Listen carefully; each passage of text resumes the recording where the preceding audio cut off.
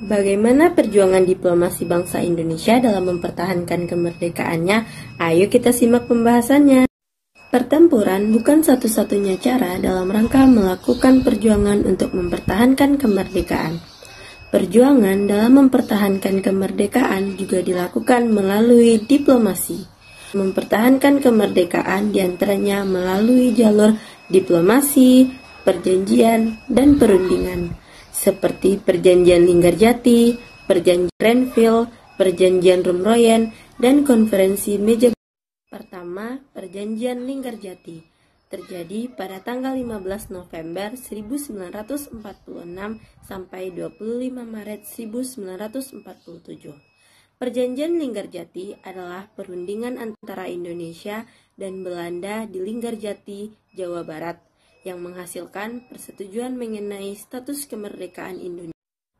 Perjanjian tersebut ditandatangani secara sah oleh kedua negara pada tanggal 25 Maret 1947.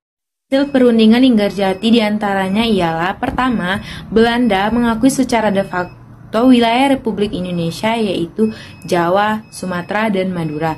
Yang kedua, Belanda harus meninggalkan wilayah Republik Indonesia paling lambat tanggal 1 Januari 1949. Ketiga, pihak Belanda dan Indonesia sepakat membentuk Negara Republik Indonesia Serikat atau disebut dengan RIS. Yang keempat, Indonesia harus tergabung dalam Commonwealth atau Perseromuan Perjanjian Linggarjati ini yang menimbulkan pro dan kontra di kalangan masyarakat Indonesia.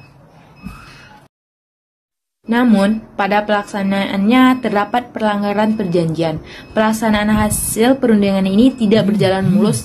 Pada tanggal 20 Juli 1947, Gubernur Jenderal Haji J. Van Mook akhirnya menyatakan bahwa Belanda tidak terikat lagi dengan perjanjian ini. Pada tanggal 21 Juli 1947 meletuslah agresi militer Belanda pertama. Perjanjian yang kedua adalah Perjanjian Renville. Perjanjian Renville adalah perjanjian antara Indonesia dengan Belanda yang terjadi pada tanggal 8 Desember 1947 sampai 17 Januari 1948 di atas geladak kapal perang Amerika Serikat sebagai tempat netral USS Renville yang berlabuh di Tanjung Priok, Jakarta.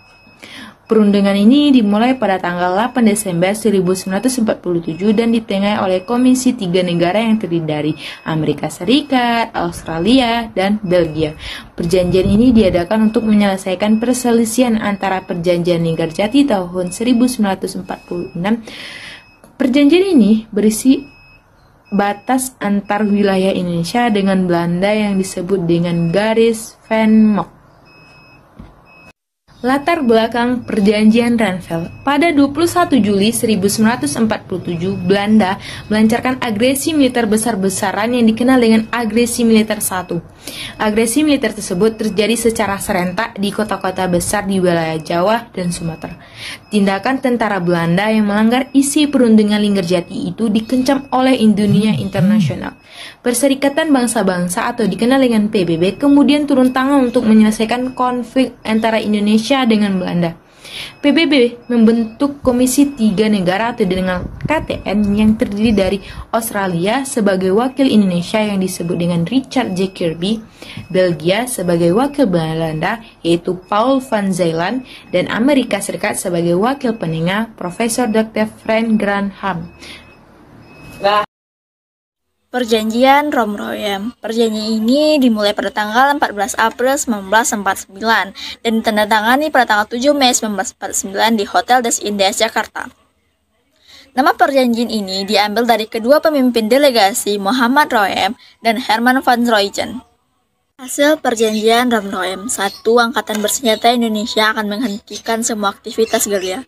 Pemerintah Republik Indonesia akan menghadiri KMB. Yang kedua, Pemerintah Republik Indonesia dikembalikan ke Yogyakarta. Yang ketiga, Angkatan Bersenjata Belanda akan menghentikan semua operasi militer dan membebaskan semua tawanan perang.